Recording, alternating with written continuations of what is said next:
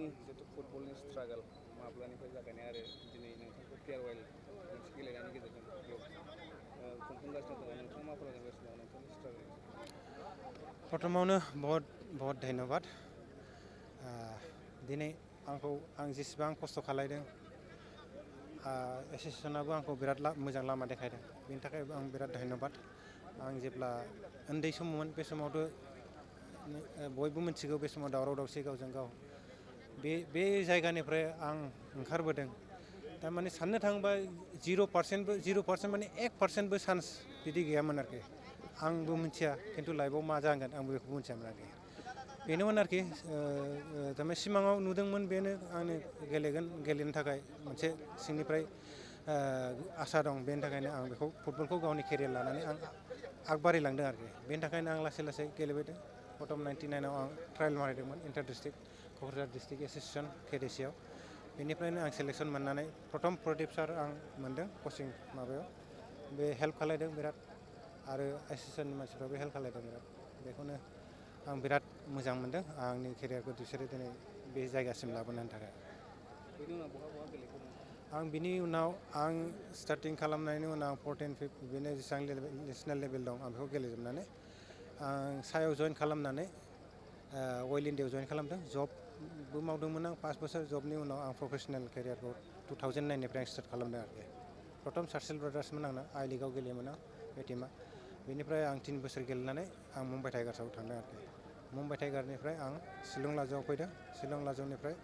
आं ISL गेलेदों गेलेनानै बेनिफ्राय आं गुवाहाटि एफसिआव गेलेदोंमोन गुवाहाटि एफसिनिफ्राय आं नेर'का एफसि थांदों नेर'का एफसिनिफ्राय आं अजन एफसिआव थाङा 2017आव आं बेनो आं प्रफेसनेल केरियारा बाहायनो आरो जोबथा जादों दिनै नोंथांनि थाखाय मोनसे स्पेसियेल फेयारवेल मेट्स खालामदों मा बुंगोन स्पेसियेल फेयारवेल बेनिफ्राय देरसिन आरो खुसि गैया आरो आं बेखौनो बुंनो थाङो दिनै सांग्रां ब्रह्मआ आंनि थाखाय बे दिनखौ दिनैनि दिनखौ बिराद स्पेसियेल लानानै आं बेखौनो बहुत धन्यबाद होनो सांग्रां ब्रह्म सारखौ आरो बेहाय थानाय जेसेबां आलासि महरै नुजाफैनाय बिसोरो आंनि थाखाय एसेबां बिदि फेयारवेल होदों जिबनावबो आं बावनो हाया बिसोरखौ आं बिसोरनि थाखायबो आंबो सेस्था खालामगोन माबा होफिनलांनो थाखाय आंनि जेसेबां एक्सपिरियेन्स दं बेनि थाखाय आं स्पेसियेल थेंक्स सांग्रां ब्रह्म जाहाथे आंखौ एथ'ग्राब गुरुत्त' होनायनि थाखाय नोंथाङा जिहेतु दिनैनिफ्राय गेलेनाय बिदाय लाबाय बिदाय लानायनि उनाव नोंथाङा मा हाबा मावनो आं बिदाय लाबाबो आं ओरैनो जिरायना थाया इयुथफोरखौ आं लानानै खामानि मावबाय थागोन बिदिनो जाहाथे इयुनावबो दं जोंनाव हलिचरनमोन दं दिनै बिनित राइटमोन दं प्रान्जल भुमेश दं जोंनावबो गोमसार दं मनबिर दं ओंखारलांदों बिसोरखौ जों मोजाङै गाइड खालामनांगोन जोंनि सरकाराबो एसे हेल्प खालामनांगोन सुबिदा असुबिदा बेफोर दं जोंनाव जोंथ' रिच मानसिनि नङा ओंखायनो एसे बिसोरखौबो एसेबो नायनांगौ आरो इयुथखौबो जों डेभेलप खालामनो थाखाय सेस्था खालामनांगोन नोंथाङा फार्स्ट स्टार्टिं केरियारखौ सोरनिबा आन्दाराव कचिं लानानै जागायजेनदोंमोन आं फार्स्ट स्टार्टिं रावनिबो आन्दाराव कचिं लायाखै आंना प्रथम केरियारानो आं प्रदीप ब्रह्मखौ जास्ट इन्टार डिस्ट्रिक्टआवल' मोन्दों डाइरेक्ट बेखौनो बे केम्पआव जाहाथे 15 दिन 20 दिन बा 1 मासनिल' कचिं जायोमोन आरोखि बेनिफ्रायनो जों गेलेनानै लासै लासै खालामदों आरो लाइमोनफोरनि थाखाय मा मेसेज होनो सानो नोंथाङा लाइमोनफोरनि थाखाय बेनो मेसेज आंनिफ्राय बयबो फै इन्जय खालाम बिराद केरियार दं फुटबलाव दिनै आंनि लोगो सासे दं बाहाय दिनै माबानिफ्राय फैदों केलकाटानिफ्राय फैदों बे मणिपुरनि आंनि फेयारवेलखौ माबानो थाखाय गेलेफैदों दिनै बेयो कास्टमनि इन्सपेक्टर दिनै फुटबल गेलेनानै बे आंजोंनो एखेलगे गेलेयोमोन सार्चेस बाजाराव इस्ट बेंगल गेलेदों बियो आरो इज्राइल गुरुं दं दा प्रफेसनेल एफसि गवानि इउथ टिमनि कच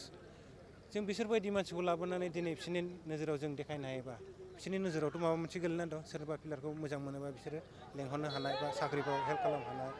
बेफोर सुबिदाखौ होनो हागोन बिसोरो जों बेफोर बुस्थुखौबो जोंनि अफिसियेलफ्रा एसे अर्गानाइज खालामनांगोन आरो बेनोसै इयुथनि थाखाय फै बयबो गेले सुबिदा दं फुटबलावबो आजिखालि हलिचरनखौ नाय फल' खालाम बिसोरखौ नंगौना नङा बिसोर बेसेबां दा मालायबा बिसोरनि थाखाय सेक्युर जाहैबाय गेलेबानो आजिखालि फैसाबो दं साख्रिबो दं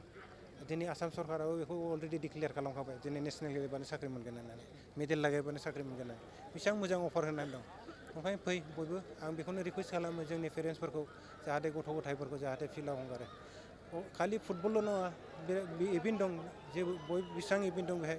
नों फुटबल नङाबाबो दस्रा इभेन्टआव होनो हागोन बेनि थाखायनो आं खावलायो बयखौबो रायजो राजाफ्रा नोंथांखौ नायनो एबा रायजो राजाफोरनिसिम बहुत बहुत धन्यबाद आरो बेखौनो आरो माथो बुंनो बेनिफ्राय देरसिन आरो जिन्दगि गावनि माबायाव खुसि गैया आरोखि थेंक इउ